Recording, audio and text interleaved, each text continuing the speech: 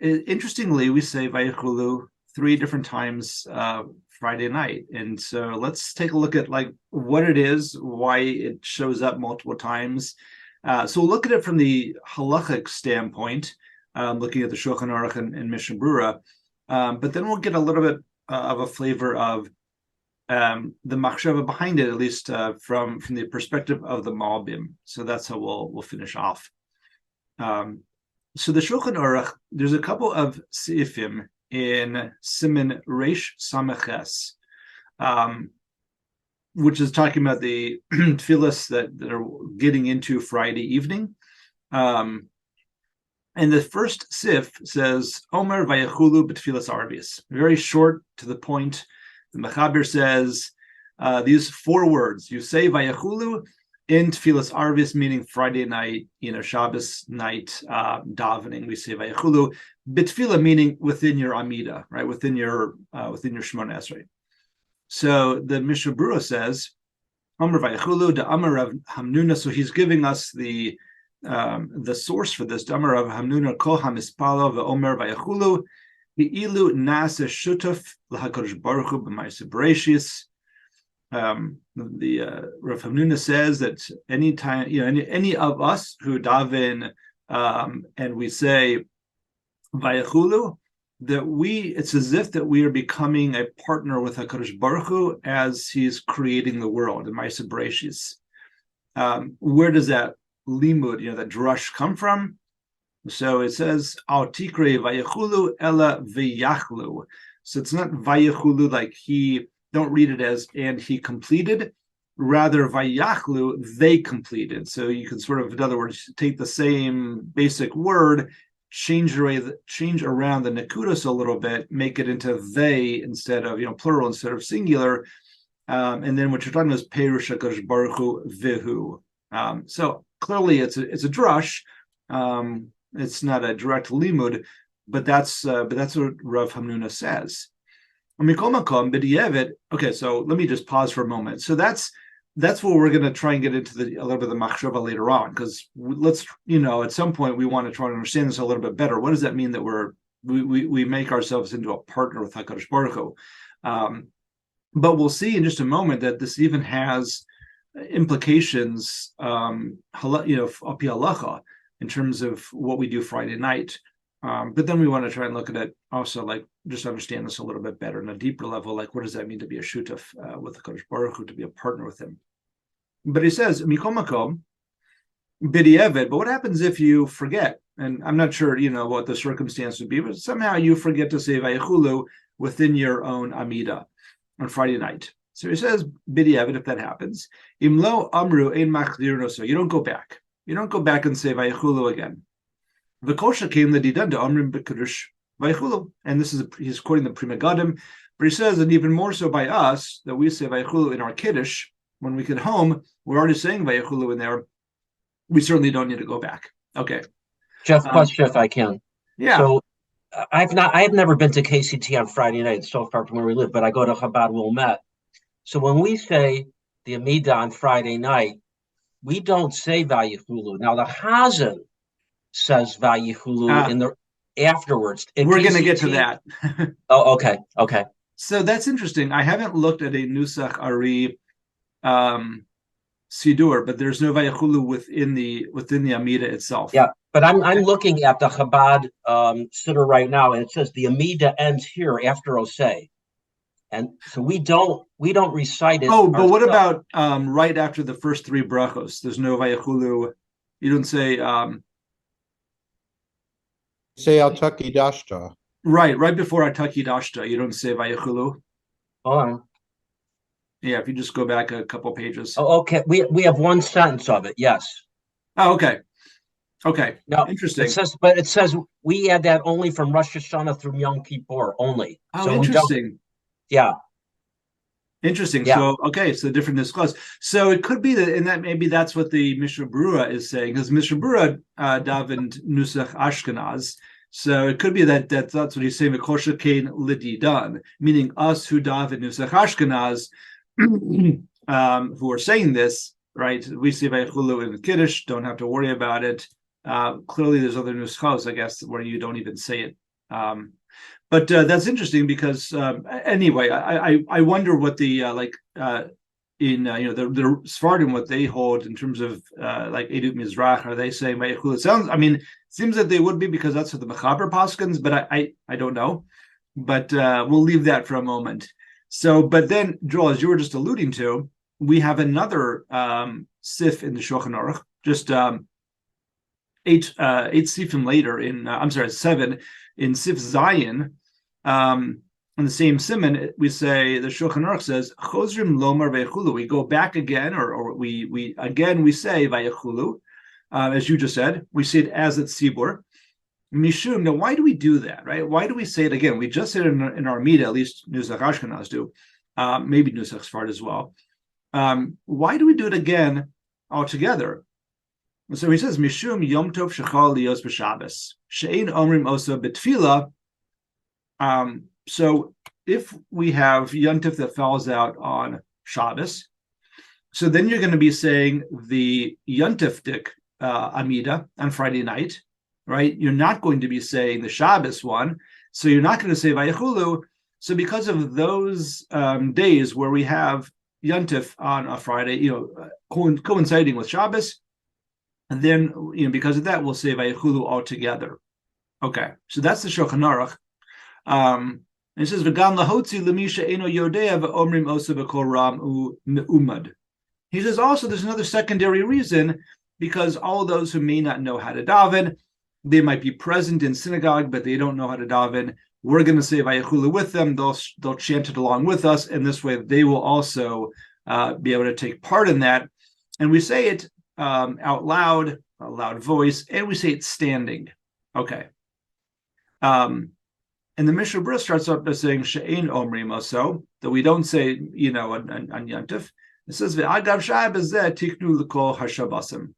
So just for those specific Shabbosim, the Chazal said, you know what, we're going to say Vayechulu out loud, even though the idea of Yontif falling out on a Shabbos, isn't certainly is not is more rare, obviously, than the ordinary Friday night would be. Even so, we're going to do that. That's what the Chazal did. They were metakin that we say Vayechulu altogether as a tzibur for those, just because of those. So that's interesting. That seems to be the main reason why we say Vayechulu altogether. Now the Mishnah Berurah continues. It says umad, that we say it standing, right? So again, we're going back to this idea, right? It sounds like it's the same idea. We're going back to that now. We're not just being a partner with HaKadosh Baruch Hu, but we're actually testifying. We are providing testimony to HaKadosh Baruch Hu, b'ma'aseh bereshis, that Hashem created the world, v'din eidim b'amida, and the halacha is that when witnesses come into a beis din, they have to be standing. They don't sit. And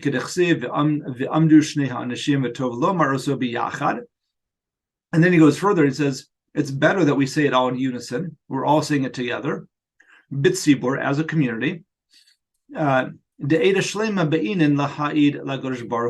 Because we should be doing it all as a complete congregation in order to testify to HaKadosh Baruch Hu.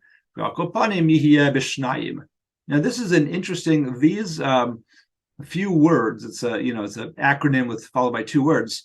Sort of starts a whole interesting thing. The Mishnah Berurah says, if you are not going to be able to say it with the entire congregation, at a minimum, you should say it with one other person. That two people together should say Vayechulu together, and that has become like the minhag. And apparently, from what I've seen, this is really the source of why. I don't know if you've ever seen this, but on Friday night, if somebody davens a little bit longer, they may, and misses Vayechulu b'tzibur, they may go and find somebody that they can say Vayechulu with, in order that they're saying it with somebody else, that you're saying with two. And that source is right here from the Mishnah Berurah, that he's saying that we should really do it with two.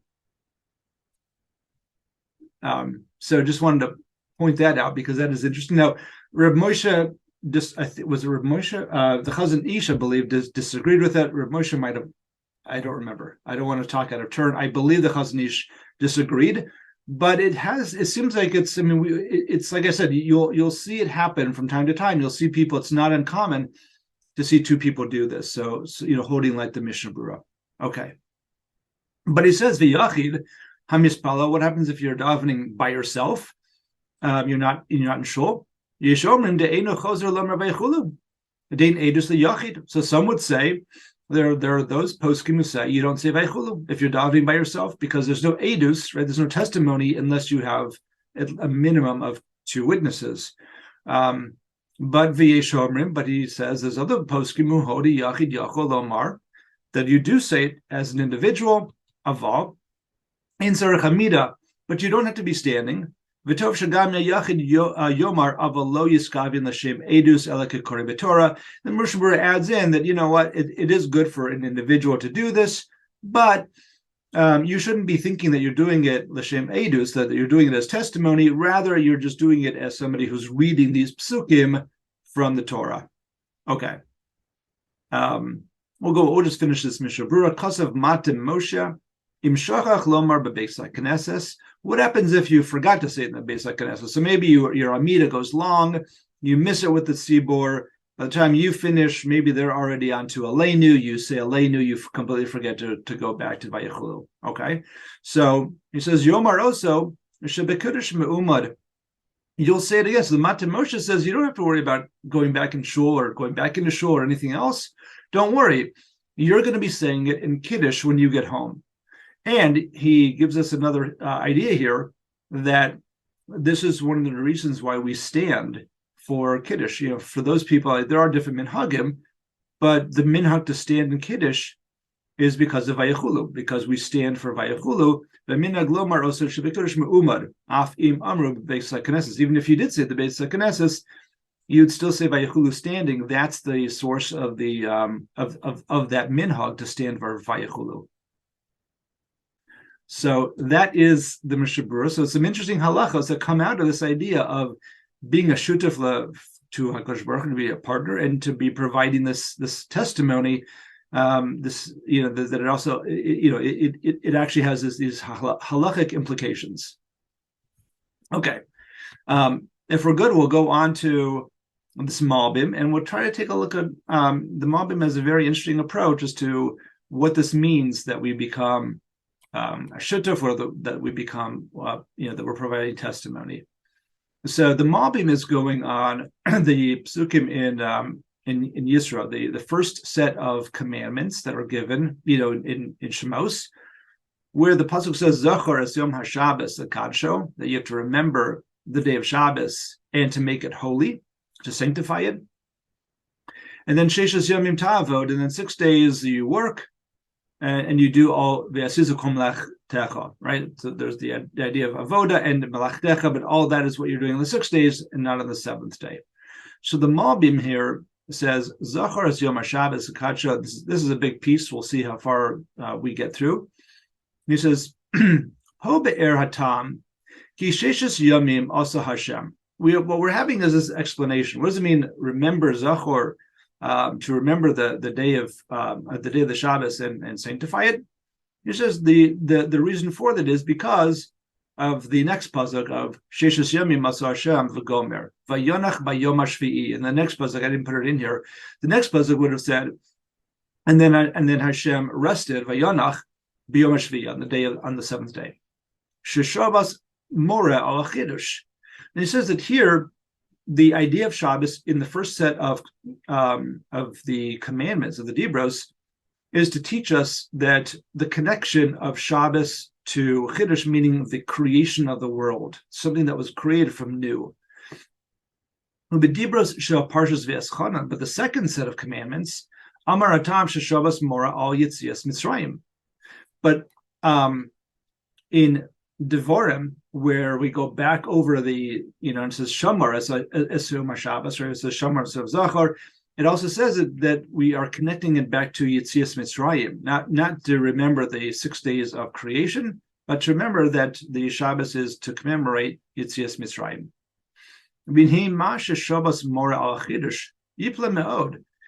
He says it's a bit of a wonder, it's a bit of a shock to say that Shabbos is teaching us about the Chiddush, the creation of the world.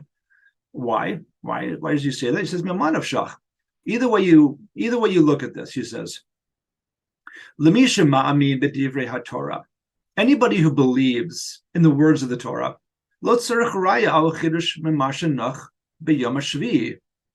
You don't need a proof, or you don't need a proof from the days of creation to say that Hashem rested on the seventh day and therefore we keep the Shabbos. Shahala bechol parshas Bereshis heid al chiddush v'higid shabar ha'olam b'shisha yamim v'hodia ma'aser kol hayom. If you already believe in the Torah, you already believe in Parshas Bereshis, you already believe in the creation of the world, as it's stated there, that Hashem created the world.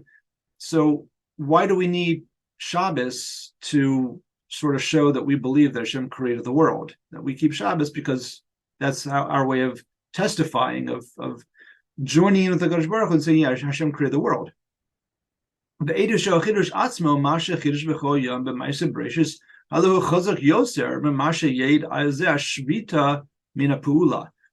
he says something very interesting here, right? He says that the testimony of the creation itself, that in each of the days of creation, something new was created, that is a much stronger edus from us. So we look at that, we read the Parsha of Bereshis, we believe in it, and we say, yes, that's what happened.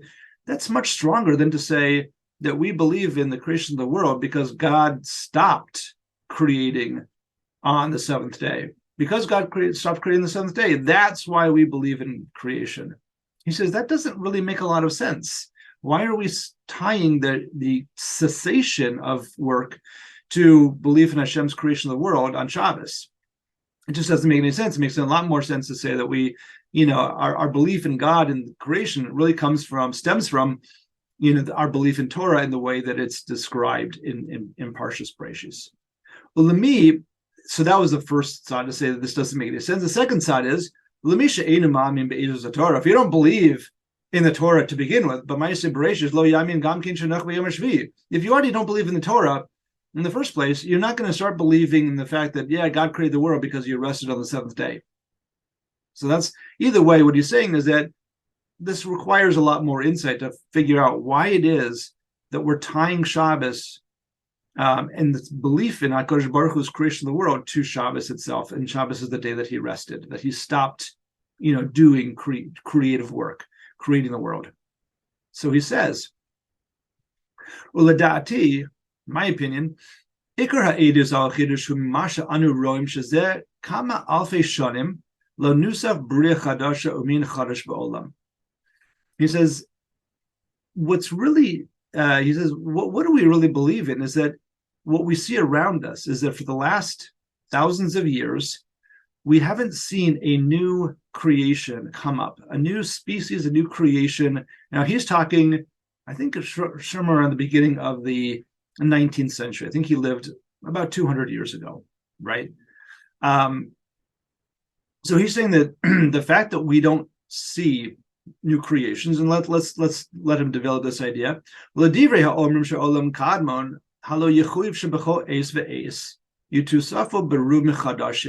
Says for those who believe that the world is really truly ancient.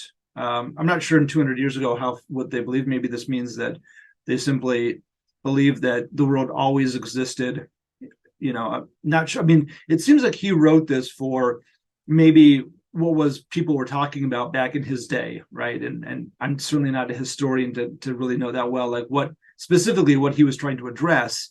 But it seems like what he's, I guess at least in general terms, seems to be addressing the idea that the world was really, really very old. It's ancient. It's been around for a very, very long time.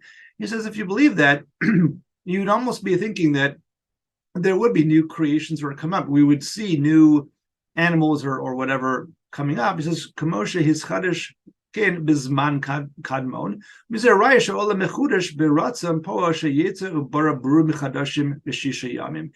in the fact that we don't really gives us a sort of a belief that it's the cessation of HaKadosh Baruch Hu on Shabbos is that the creation really did stop at that point. It didn't continue. V'az b'chol yom v'yom nischadshu yitzuri bereshis ad yom haShabbos az Shabbos memalacha zu. That truly Shabbos was the day that it all sort of stopped, creation stopped continuing, and Hashem ceased from doing that malacha.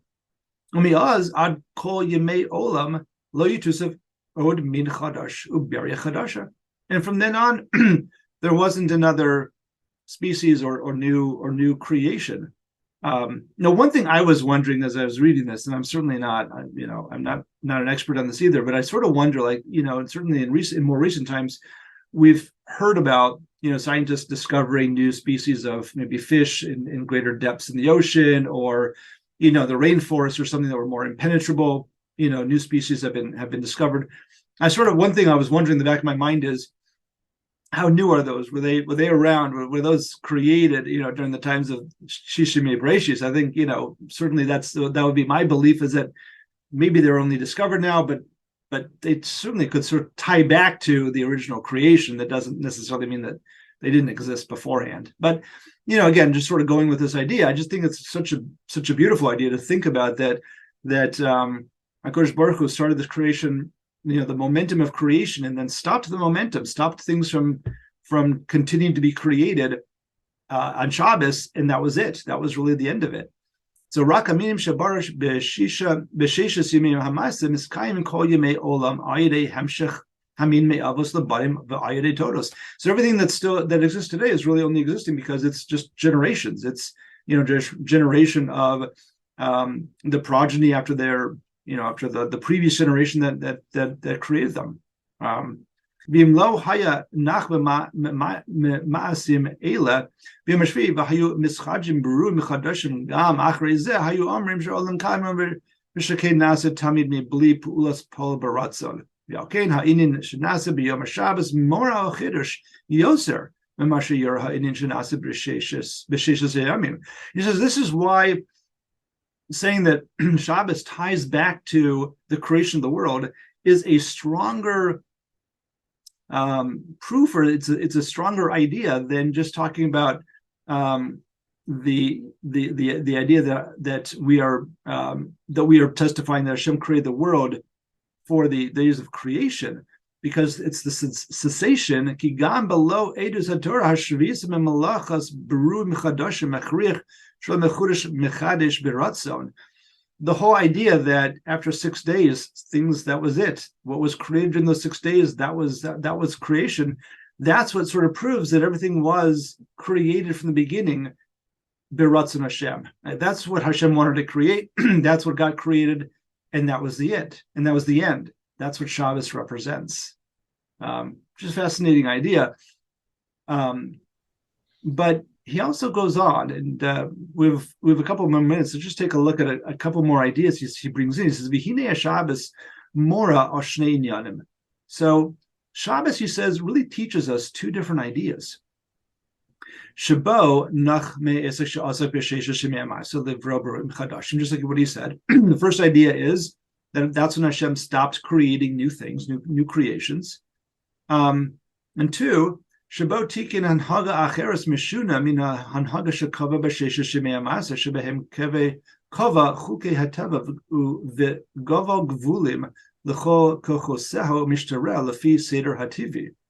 And that on Shabbos, he created a different way that the world is run that is different from the way that the world is run on the 6 days of the week. He says, because in the 6 days of the week, everything is run by in a natural way, which is very constrained. It has its sort of guardrails in. We sort of, everything is what it appears to be. Everything is very physical. There are the rules and the laws of how it works. It's the order of nature. But on Shabbos, there is a different hanhaga. The world runs differently, at least for those of us who keep Shabbos, that is different from the rules of nature.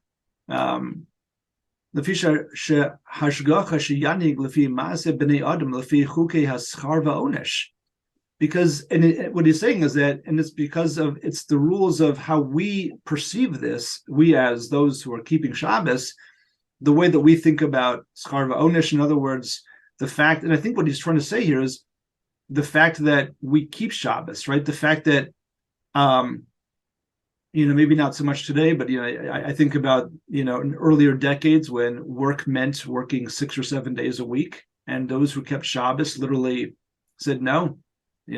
Maybe the work world, the world around me continues to go on Saturday, but I don't take part in that. I am sort of pulling myself out of that whole world, and I'm running my own life in a very different hanhaga, in a very different way, right? And that's I think what he's trying to say here is that on Shabbos is a completely different world because of how we think about Shabbos, because of the rules that we keep on Shabbos, meaning the rules from HaKadosh Baruch Hu, but the rules that we follow. The Kamosha Kasav or Shekamosha Kasavti, the Parish Parshas Vayechulu, Shemitzad Ze Amar Sheshabas B'Yom Hashvi. He says, I said over there in Bereshis, that when when Hashem stops on the seventh day, Ki malacha zu lahashbis chukei hateva nikva b'Shabbos, because what we are, or what HaKadosh Baruch Hu has created, is the ability for us to sort of step outside of nature on Shabbos. It's created on Shabbos. V'zeh ha'hevda ben Paul Shabbos ben Paul noch shenizkar etzel Shabbos. That he stopped, that HaKadosh Baruch Hu rested on Shabbos, mitzayin shenach me'esak she'asak livra bru michadashim, that Hashem stopped doing. What does it mean that he rested on the seventh day? What he stopped doing was all of the busyness of creating, of all the brand new creations. So that's the vayanach bayom hashvi, is to stop creating new things. But when it says Vayishbos Bayom HaShvi, that he ceased on Shabbos, that's Mitzayin Shehishbis Melechas Hateva V'Sidura V'Tikin and Haga Acheras. That's the fact that Hashem created a different order on Shabbos, a different way for us to carry ourselves. Hanhaga Acheres Nisius, which is miraculous, which is above nature. Shezeh Geder Pa Shabbos K'moshe Kasav Be'ayelet HaShachar, and he quotes a Kabbalistic idea. He's quoting that this idea comes from this Kabbalistic source, the Ayelet HaShachar. V'neged Shnei Inyanim Eile ShaShabbos Mora Aleim Omar. Okay, Be'erach Hashem Asiyom HaShabbos V'Katsheo. So it's continuing the Psukim, says that's the idea. These two ideas, that Hashem ceases and then Hashem creates a new world, a new order for us to behave ourselves on Shabbos. Those ideas come together and say, therefore, as the puzzle continues, therefore, right, Hashem blessed the Shabbos and he sanctified it. That's the blessing and the sanctification, is these two ideas coming together of the ceasing from doing malacha and then creating this new world that really is beyond the laws of nature. So we're just about out of time, but I thought that was a nice way of sort of connecting these ideas of what does it mean that we become a shutaf. Like a shutaf to Kadosh Baruch Hu means that we are participating in Shabbos with him. We are electing to do that and to take part in this different way of conducting ourselves.